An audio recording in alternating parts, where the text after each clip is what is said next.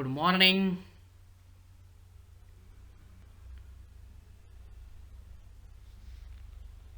Hi everyone. आजच्या या भागामध्ये आपण अभ्यासणार आहोत अर्थव्यवस्था, भारत आणि ब्राझील यामध्ये प्राथमिक, द्वितीयक आणि तृतीयक व्यवसायातील विविध क्षेत्रांचं योगदान. सुरुवात आपण प्राथमिक व्यवसायापासून करूया. मागच्या भागामध्ये आपण भारतातील, ब्राझीलमधील शेती, मासेमारी, खाणकाम आणि या संदर्भाची माहिती घेतलेली आहे. आणि या भागामध्ये आपल्याला भारतातील शेती, मासेमारी, खाणकाम आणि या तत्सम सर्व उद्योगांचा अभ्यास करायचा आहे. मित्रहो, तुम्हाला माहीतच असेल की भारत हा शेतीप्रधान देश म्हणून ओळखला जातो. त्याचं कारण असं आहे की भारतात ब्राझीलच्या तुलनेनं स्थूल अंतर्देशीय उत्पादनात शेतीचं योगदान सर्वात जास्त राहिलेलं आहे. शिवाय भारतामध्ये शेती व्यवसायात गुंतलेलं मनुष्यबळ सुद्धा जास्त आहे. भारतात शेती हा प्राचीन काळापासून चालत आलेला व्यवसाय आहे. कारण एकूण तुम्ही भारतातील शेतीचं स्वरूप जर बघितलं तर भारताकडे जेवढं भूक्षेत्र आहे त्या भूक्षेत्राच्या 60% भूभागावर लागवड केली जाते, म्हणजे तो भाग शेतीखाली आहे. याचं मुख्य कारण म्हणजे या देशामध्ये असलेली विस्तीर्ण अशी सुपीक अशा गाळाची मैदानं, या ठिकाणी असलेली अतिशय सुपीक अशा प्रकारची मृदा आणि त्यासोबतच या सर्वांसाठी अनुकूल असलेलं हवामान आणि दीर्घकाळ चालणारे हे हवामानाचं सत्र आणि हवामानामध्ये असलेली वैविध्यता, यामुळं विविध प्रकारची पिकं या देशामध्ये घेता येतात. आणि म्हणून भारतामध्ये अगदी प्राचीन काळापासून शेती हा व्यवसाय अतिशय प्रामुख्यानं केला जातो. भारतातील शेतीचं स्वरूप जर बघितलं तर प्रामुख्यानं भारतामधली शेती ही निर्वाह प्रकारची शेती आहे. निर्वाह प्रकारची शेतीचा अर्थ आहे की ज्या शेतीचं उत्पादन हे फक्त आपलं जीवनमान चालवण्या इतपत असतंय त्याला आपण निर्वाह प्रकारची शेती असं म्हणतो. भारतामध्ये शेती उत्पादन कमी असल्यामुळं फक्त आपलं उदरनिर्वाह चालवण्यासाठी त्याचं उत्पादन पुरेसं असतं. आणि भारतात भात, गहू, ज्वारी, बाजरी, मका ही प्रमुख खाद्यान्न पिकं घेतली जातात. त्यासोबतच चहा, ऊस, कॉफी, कापूस, रबर, ताग ही नगदी पिकं सुद्धा घेतली जातात.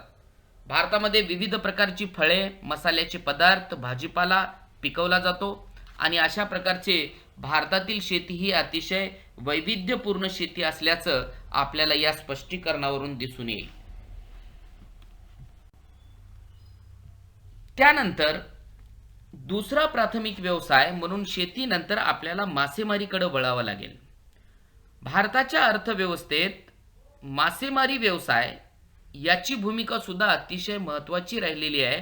कारण भारताला समुद्र किनारा लाभलेला आहे, त्यामुळं या देशात खाऱ्या पाण्यातील मासेमारी चालते. आणि तसेच भारतात भरपूर नद्या, सरोवर, जलाशय आहेत, त्यामुळे गोड्या पाण्यातील मासेमारी सुद्धा भारतात मोठ्या प्रमाणात चालते.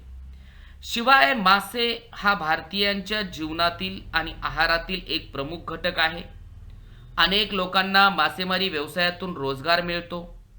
एवढंच नाही, आहारामध्ये माशांचा समावेश असल्यामुळं भारतातील लोकांचा जो पोषण स्तर आहे, आहाराचा दर्जा सुधारण्यासाठी सुद्धा मदत होते. आणि परकीय चलन मिळवण्याकरिता मत्स्य व्यवसायाचा उपयोग केला जातो. कारण भारतामध्ये पकडलेले मासे हे अनेक देशांना निर्यात केले जातात आणि त्यातून भारताला चांगल्या प्रकारचं परकीय चलन उपलब्ध होतं. केरळ, पश्चिम बंगाल, ओडिसा, आंध्र प्रदेश, तामिळनाडू, गोवा आणि महाराष्ट्र या राज्यांना किनारपट्टी लाभलेली आहे. आणि या किनारपट्टीत राहणाऱ्या अनेक लोकांच्या आहारात मासे हा घटक अतिशय महत्त्वाचा आहे. भारताला एकूण सुमारे 7,500 किलोमीटर लांबीचा सागरी किनारा लाभलेला आहे. आणि या किनाऱ्यालगत सर्वत्र मासेमारी हा व्यवसाय मोठ्या प्रमाणात केला जातो. मासेमारीच्या एकूण वार्षिक उत्पादनापैकी सागरी मासेमारी म्हणजे समुद्रातून केली जाणाऱ्या मासेमारीचा वाटा जवळपास 40% एवढा आहे. त्यामध्ये वशी, बांगडा, बोंबील, सुरमई, पॉपलेट, झिंगे या सगळ्या जलचर प्राण्यांचा समावेश होतो, जे अरबी समुद्रामध्ये म्हणजे भारताच्या पश्चिम किनाऱ्यावर आढळतात. त्यासोबतच भारताच्या पूर्व किनारपट्टीवर म्हणजेच बंगालच्या उपसागरामध्ये शेवंडे, लबीचकई, रावस हे सगळे जलचर प्राणी आढळतात. यासोबतच भारतामध्ये गोड्या पाण्यातील मासेमारी सुद्धा केली जाते. गोड्या पाण्यातील मासेमारी म्हणजे नद्या, सरोवर, कालवे, जलाशय, तलाव यांच्यामध्ये केली जाणारी जी मासेमारी आहे त्याला गोड्या पाण्यातील मासेमारी असं म्हणतात.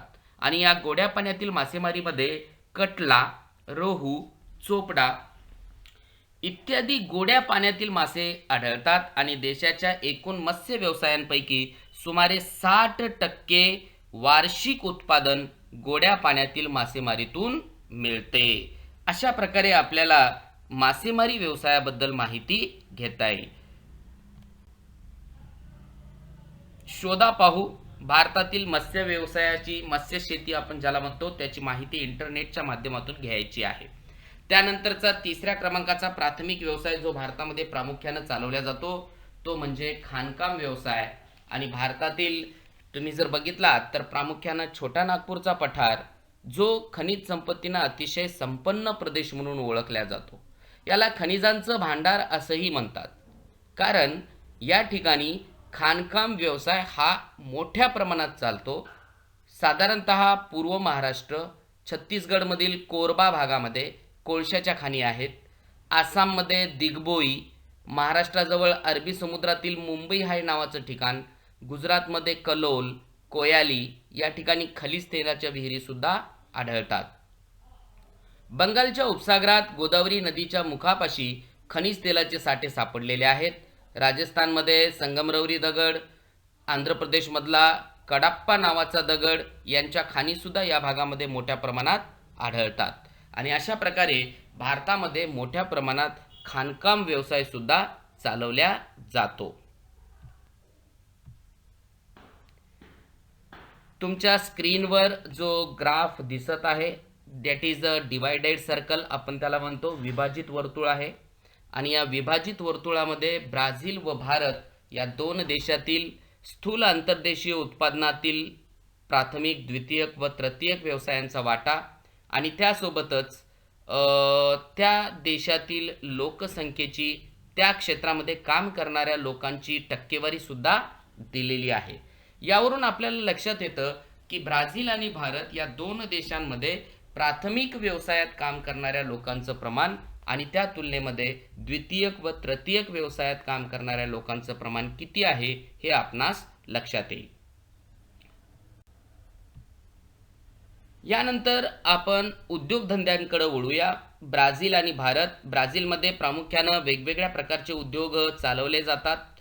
त्यामध्ये पोलाद आहे, वाहन जोडणी आहे, खनिज तेल प्रक्रिया आहे, रासायनिक उत्पादन, सिमेंट निर्मिती या सगळ्या उद्योगांचा समावेश होतो. शिवाय तंत्रज्ञानावर आधारित उद्योग म्हणजे ज्या उद्योगांमध्ये तंत्रज्ञानाचा वापर होतो ते आणि पारंपरिक उद्योग अशा दोन्ही प्रकारचे उद्योग या ठिकाणी महत्त्वाचे आहेत.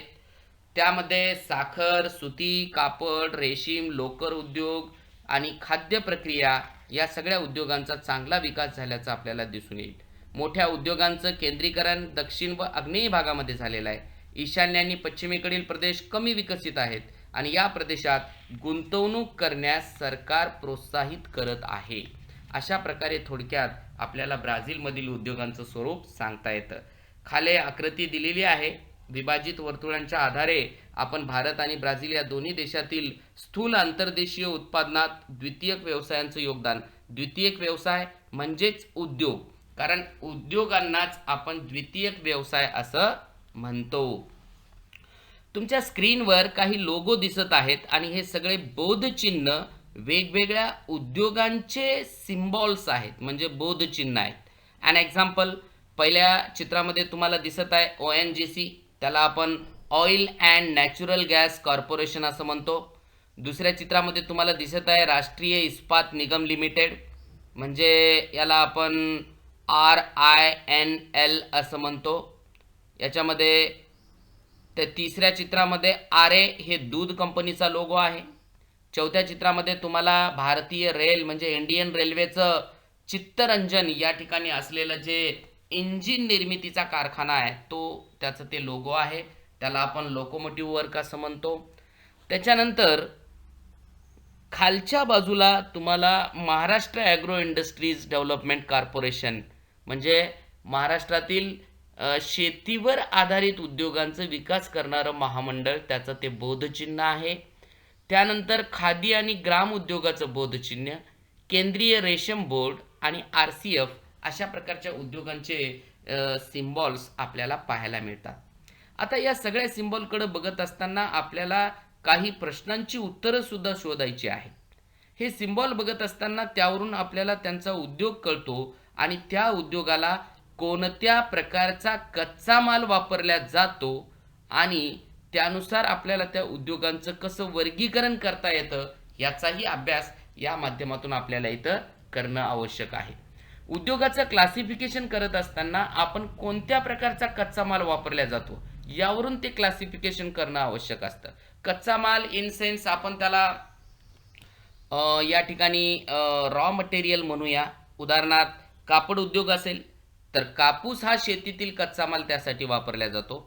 त्यानंतर ऊस म्हणजे साखर उद्योग असेल तर ऊस हा शेतीतील कच्चा माल वापरला जातो. आणि भारतातील वेगवेगळ्या भागामध्ये निर्माण होणाऱ्या कच्चा मालाची उपलब्धता त्यावरून आपल्याला लक्षात येतं. भारतामध्ये विविध प्रकारचे उद्योग आहेत. शेतीवर आधारित उद्योग आहेत, त्यासोबत खनिजांवर आधारित उद्योग आहेत आणि त्यासोबत वेगवेगळ्या प्रकारच्या विविध अभियांत्रिकी उद्योग आहेत. या सगळ्या उद्योगांमध्ये लागणारा कच्चा माल, ऊर्जा, आर्थिक साधनं या सगळ्यांमुळं भारताच्या वेगवेगळ्या भागांमध्ये उद्योगाचं वितरण झाल्याचं आपल्याला पाहायला मिळते. आणि हे वितरण असमान पद्धतीनं झालेलं आहे. त्याचं कारण असं आहे की मुंबई, दिल्ली, कोलकाता, चेन्नई, बेंगलोर सारखे शहरं ज्या ठिकाणी आपल्याला मोठ्या मोठ्या उद्योगांचं, मल्टीनॅशनल कंपन्यांचं मोठ्या प्रमाणामध्ये केंद्रीकरण झाल्याचं पाहायला मिळेल आणि त्या तुलनेमध्ये इतर भागांचा आपण जर तुलना केली तर त्या भागाचा तेवढा म्हणावा तेवढा विकास झाल्याचं आपल्याला दिसून येत नाही. आणि झारखंड, ओडिसा, छत्तीसगड, मध्य प्रदेश, राजस्थान, कर्नाटक, तामिळनाडू या राज्यांमध्ये धातू खनिजांचे साठे आहेत आणि धातू खनिजांचे साठे असल्यामुळं या ठिकाणी धातू निर्मितीचे उद्योग मोठ्या प्रमाणात वसवल्या गेलेले आहेत. बहुतांश लोह आणि पोलाद उद्योग या भागामध्ये केंद्रित झालेला आहे आणि याचं मुख्य कारण म्हणजे मोठ्या प्रमाणात उपलब्ध असलेले कोळशाचे साठे, लोह खनिजाचे साठे या ठिकाणी आहेत. त्याचबरोबर दामोदर महानदी या ठिकाणी जलविद्युत प्रकल्प आहेत, औष्णिक विद्युत केंद्र आहेत. यामुळं मोठ्या प्रमाणात आणि स्वस्त दरामध्ये वीज पुरवठा या प्रदेशातील उद्योगांना केला जातो. त्यासोबत राजस्थानमध्ये तांबे, शिसे, जस्त, कर्नाटकमध्ये लोह पोलाद, मॅग्नीज, ॲल्युमिनियम आणि तमिळनाडूमध्ये ॲल्युमिनियमचे धातू उद्योग विकसित झाल्याचं आपल्याला पाहायला मिळते. हे सर्व उद्योग हे खनिजावर आधारित उद्योग असल्याचं आपल्याला दिसून येईल. आता दुसऱ्या प्रकारचा जो उद्योग समूह आहे तो आहे शेतीवर आधारित उद्योग. शेतीवर आधारित उद्योगांमध्ये प्रामुख्यानं कापूस, ताग, साखर या उद्योगांचं केंद्रीकरण आणि कच्च्या मालाच्या प्रदेशात आपल्याला दिसून येतं. कारण हा सगळा आता काही उद्योग हे कच्च्या मालाच्या क्षेत्रात विकसित होणारे असतात तर काही उद्योग हे पक्क्या मालाच्या क्षेत्रामध्ये विकसित होणारे असतात. उदाहरणार्थ महाराष्ट्र, उत्तर प्रदेश या ठिकाणी असलेला साखर उद्योग, पश्चिम बंगाल या ठिकाणी असणारा ताग उद्योग, हे सगळे अशा प्रकारचे उद्योग आहेत. विविध राज्यांच्या वनप्रदेशांजवळ कागद, प्लायवूड, आगपेट्या, राळ, लाख, लाकडी वस्तूंची निर्मिती, वनोत्पादनावर आधारित उद्योग सुद्धा केंद्रित झालेले आहेत. ज्या उद्योगांमध्ये वनांमधील उत्पादनांचा वापर केला जातो त्यांना आपण वनोत्पादनावर आधारित उद्योग असं म्हणतो. तर कोकण, केरळच्या किनारी प्रदेशामध्ये काथ्या, फळ प्रक्रिया, मासे प्रक्रिया इत्यादी उद्योगांचं सुद्धा केंद्रीकरण झाल्याचं आपल्याला दिसून येईल. शिवाय कोयाली, दिग्बोई, नुनमती, बोईनगाई गाव हे तेल शुद्धीकरण करणारे केंद्र सुद्धा, खनिज तेलाचं शुद्धीकरण करणारे केंद्र सुद्धा या प्रदेशात आहेत. शिवाय मथुरा, बरौनी हे तेल शुद्धीकरण केंद्र किनाऱ्यापासून अंतर्गत भागामध्ये आहेत आणि ती उत्पादन क्षेत्रापासून दूर आहेत. सिमेंट उद्योगाचं वितरण सुद्धा आपल्याला या ठिकाणी पाहायला मिळतं आणि ते सिमेंट उद्योगासाठी लागणारा जो कच्चा माल आहे, तो कच्चा माल ज्या भागामध्ये उपलब्ध असतो त्या भागामध्ये सिमेंट उद्योगांचं विकास झाल्याचं आपल्याला दिसून येईल. गुजरात, राजस्थान, तमिळनाडू या राज्यांमध्ये मोठ्या प्रमाणात मिठाचे उत्पादन होते. यांत्रिक आणि विद्युत वाहन, खते, असंख्य ग्राहकोपयोगी उत्पादनं, ज्या उद्योगांचे कच्च्या मालावर अवलंबित्व कमी असते, असे उद्योग देशाच्या अनेक भागामध्ये विखुरलेले असतात आणि जे उद्योग कच्च्या मालावर आधारित असतात ते उद्योग कच्च्या मालाच्या उत्पादन क्षेत्राजवळ असतात. प्रामुख्यानं मोठ्या शहरांमधून ज्या उद्योगांचं केंद्रीकरण झालेलं असतं ते बाजारपेठावर आधारित उद्योग असतात, त्यामुळं ते मोठ्या प्रमाणात मोठ्या शहरांमधूनच विकसित झाल्याचं आपल्याला दिसून येईल. थोडे आठवूया. या ठिकाणी काही प्रश्न तुम्हाला विचारलेले आहेत, त्या प्रश्नांची उत्तरं शोधण्याचा प्रयत्न आपल्याला करायचा आहे. व्यापार हा तृतीयक व्यवसायामध्ये येतो. आता प्राथमिक, द्वितीयक व्यवसाय पाहिल्यानंतर आपण तृतीयक व्यवसायाकडे वळणार आहोत. व्यापार, आयात, निर्यात हे सगळं तृतीयक व्यवसायांमध्ये समाविष्ट केलं जातं. तुम्हाला माहीत आहे की आपण आपल्या देशामध्ये ज्या वस्तू उत्पादित केल्या जातात त्या वस्तू इतर देशांना पाठवतो आणि ज्या वस्तूंचं उत्पादन आपल्या देशामध्ये शक्य नसतं किंवा जे घेता येत नाही किंवा ज्या वस्तूंचं उत्पादन होत नाही त्या वस्तू आपण इतर देशातून आयात करत असतो आणि अशा प्रकारच्या आयात आणि निर्यात प्रक्रियेला व्यापार असं म्हणतात. मग एखादी वस्तू जर आपण बाहेरच्या देशातून मागवलं तर त्याला आयात व्यापार असं म्हणायचं आणि एखादी वस्तू जर आपण बाहेरच्या देशात पाठवत असाल तर त्याला आपण निर्यात व्यापार असं म्हणतो. भारताच्या बाबतीत जर आपण पाहिलं तर भारताच्या व्यापारांच्या बाबतीत काही प्रश्न इथं दिलेले आहेत. अगोदर आपण ते सोडवण्याचा प्रयत्न करूया आणि मग त्यानंतर आपण इतर प्रश्नांची उत्तरं शोधण्याचा प्रयत्न करूया. पहिला प्रश्न आहे, व्यापार संतुलन म्हणजे काय?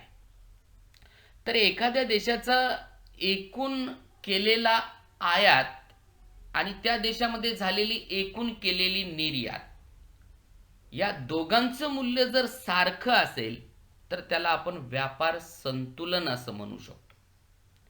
व्यापार संतुलन म्हणजे काय?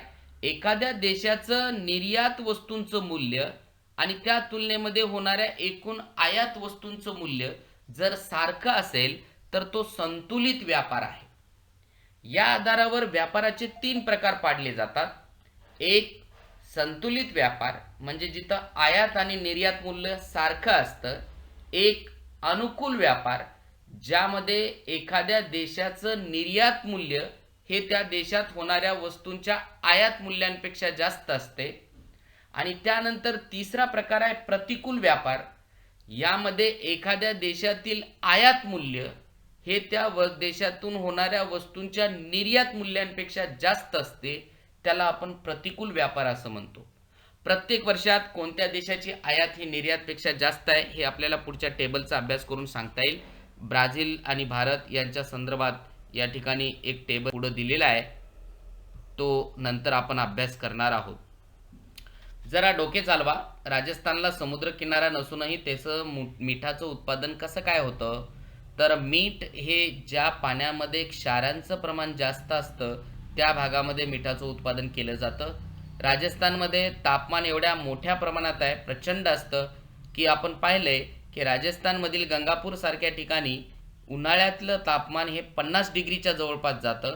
त्यामुळं त्या ठिकाणी असलेला जो बाष्पीभवनाचा वेग आहे तो वेग प्रचंड असतो आणि बाष्पीभवन जास्त असल्यामुळं त्या भागामध्ये क्षारांचं ॲक्युम्युलेशन जास्त झालेलं असतं आणि म्हणून त्या ठिकाणी मीठ निर्माण केलं जातं. हा एक ग्राफ दिलेला आहे जो ब्राझीलच्या व्यापाराच्या संदर्भात आहे आणि या ठिकाणी ब्राझीलचा व्यापार जर आपण पाहिलं तर प्रामुख्यानं लोहखनिज, कॉफी, कोको, संत्री, साखर ह्या सगळ्या वस्तू ब्राझीलमधून निर्यात केल्या जातात आणि त्यासोबत यंत्रसामुग्री असेल, रासायनिक उत्पादनं असतील किंवा गहू वगैरे हे सगळं आयात केलं जातं. ब्राझीलचा व्यापार जर बघितला तर प्रामुख्यानं अनेक देशांशी चालणारा तो व्यापार आहे. त्यामध्ये जर्मनी, अमेरिका म्हणजे USA, Canada, Italy, Argentina, Saudi Arabia, Bharat या ब्राझीलच्या प्रमुख व्यापारी भागीदारांचा समावेश त्यात आहे. ब्राझीलच्या स्थूल अंतर्देशीय उत्पादनात व्यापाराचा वाटा 25% आहे.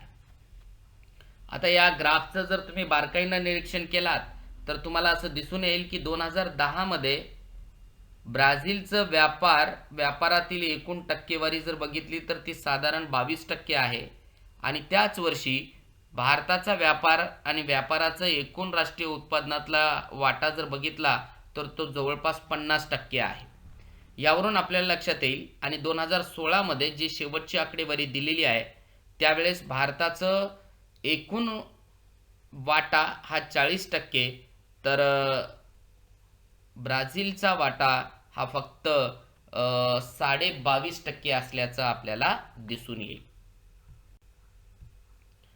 हा टेबल जो आयात आणि निर्यात व्यापार संतुलनाच्या संदर्भात दिलेला आहे याचं बारकाईनं जर निरीक्षण केलात तर तुम्हाला असं दिसून येईल की 2009-10 ते 2012-13 पर्यंत भारतातून होणाऱ्या एकूण निर्यातीत वस्तू आणि भारतात येणाऱ्या एकूण आयातीत वस्तू यांचं मूल्य जर आपण पाहिलं तर ते नेहमीच भारतामध्ये निर्यातीपेक्षा आयात मूल्य जास्त राहिलेलं आहे.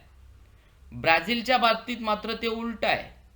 ब्राझीलचं आयात कमी आहे आणि निर्यात जास्त आहे, म्हणून त्यांचा जो व्यापार आहे तो अनुकूल आहे आणि भारताचा जो व्यापार आहे तो प्रतिकूल आहे. प्रतिकूल यासाठी कारण भारताची निर्यात ही नेहमीच आयातीपेक्षा कमी राहिलेली आहे. त्यामुळं भारताचा जो आंतरराष्ट्रीय व्यापार आहे तो प्रतिकूल असल्याचं आपल्याला या टेबलवरून सांगता येतं. यानंतर भारताच्या बाबतीत जर बोलायचं ठरवलं तर भारतामध्ये प्रामुख्यानं चहा, कॉफी, मसाल्याचे पदार्थ, कातडीच्या वस्तू, लोहखनिज, कापूस, आंबे ह्या सगळ्या वस्तूंची निर्यात केली जाते. तर पेट्रोलियम, यंत्रसामुग्री, मोती, मौल्यवान खडे, सोने, चांदी, कागद, औषधं ह्या सगळ्या वस्तूंची आयात केली जाते.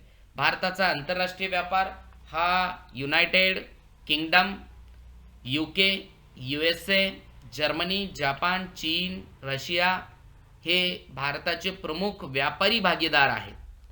अलीकडं भारतानं एक आंतरराष्ट्रीय व्यापारी गट ज्यामध्ये समावेश घेतलेला आहे आणि हा गट स्थापन झालेला आहे 2009 मध्ये. तुमच्या स्क्रीनवर जे सिम्बॉल दिसतोय BRICS, ब्रिक्स, ही संघटना 2009 मध्ये स्थापन झाली आणि भारत हा त्याचा महत्त्वाचा एक घटक आहे. ब्रिक्स हे लघुरूप आहे. त्याचं दीर्घरूप जर सांगायचं म्हणलं तर त्याचं long form Brazil, Russia, India, China and south Africa या 5 राष्ट्रांचा समावेश या गटामध्ये असल्यामुळं यांच्या राष्ट्रांच्या नावाच्या इनिशियल वर्डवरून आपण त्यांना ब्रिक्स हे नाव दिल्याचं दिसून येईल. या गटाचा उद्देश आहे राष्ट्रांमधला जो आंतरराष्ट्रीय व्यापार आहे तो अनुकूल बनवणे आणि व्यापारांमध्ये जेवढ्या काही अडचणी आहेत किंवा ज्या काही ड्रॉबॅक्स आहेत त्या दूर करण्याचा प्रयत्न करणे हा या ब्रिक्स संघटनेचा उद्देश आहे.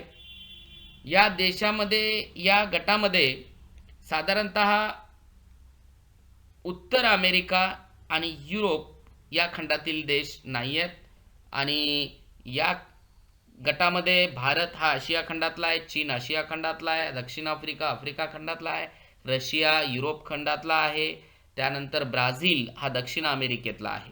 अशा प्रकारे विविध खंडातील राष्ट्र याच्यामध्ये समाविष्ट असल्याचं आपल्याला दिसून येईल.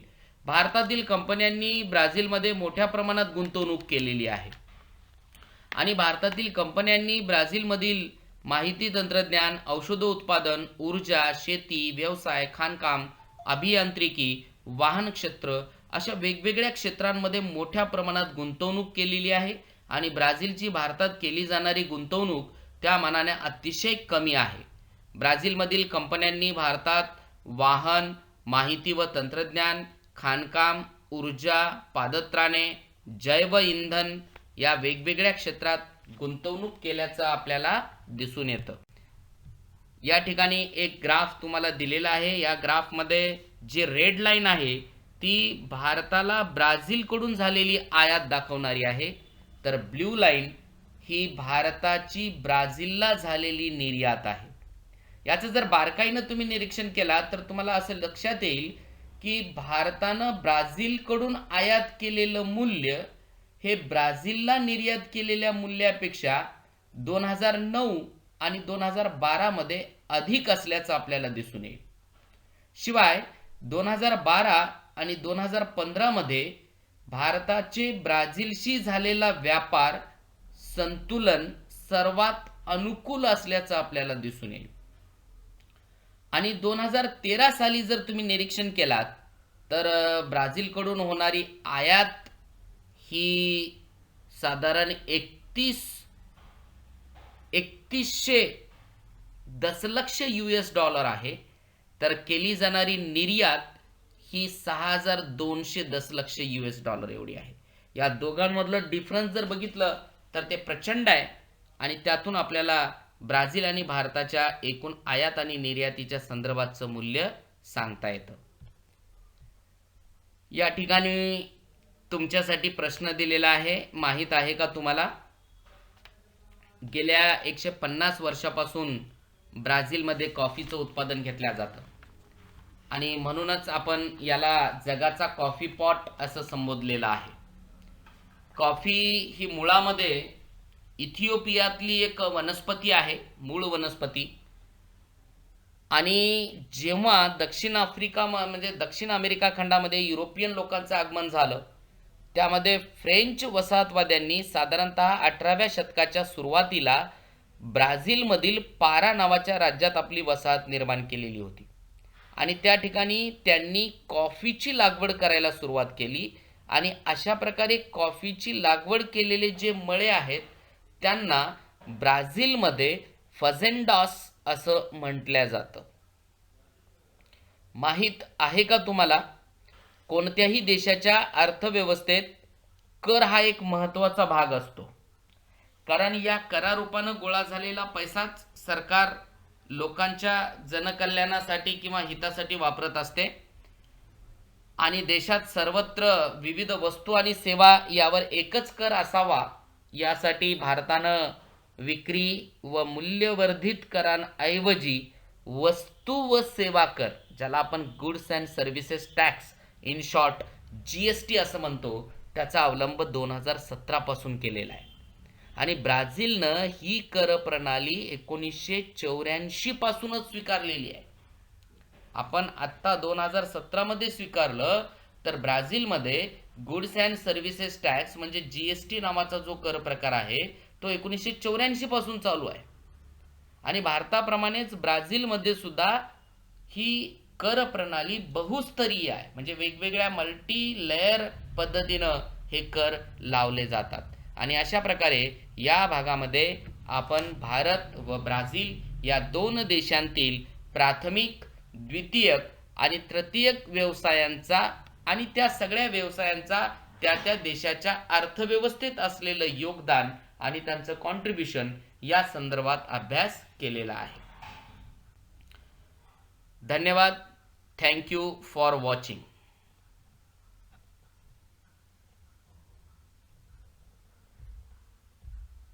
अशा प्रकारे आपण या पाठामध्ये अर्थव्यवस्था म्हणजे काय, अर्थव्यवस्थेचे प्रकार, भारत व ब्राझील या अर्थव्यवस्थेत असणाऱ्या विविध क्षेत्रांचं योगदान आणि त्या योगदानाचा एकूण देशांच्या विकासामध्ये असलेलं वाटा आणि त्या देशांचा आयात व निर्यात व्यापार या सर्वांचा अभ्यास केलेला आहे. Thank you very much.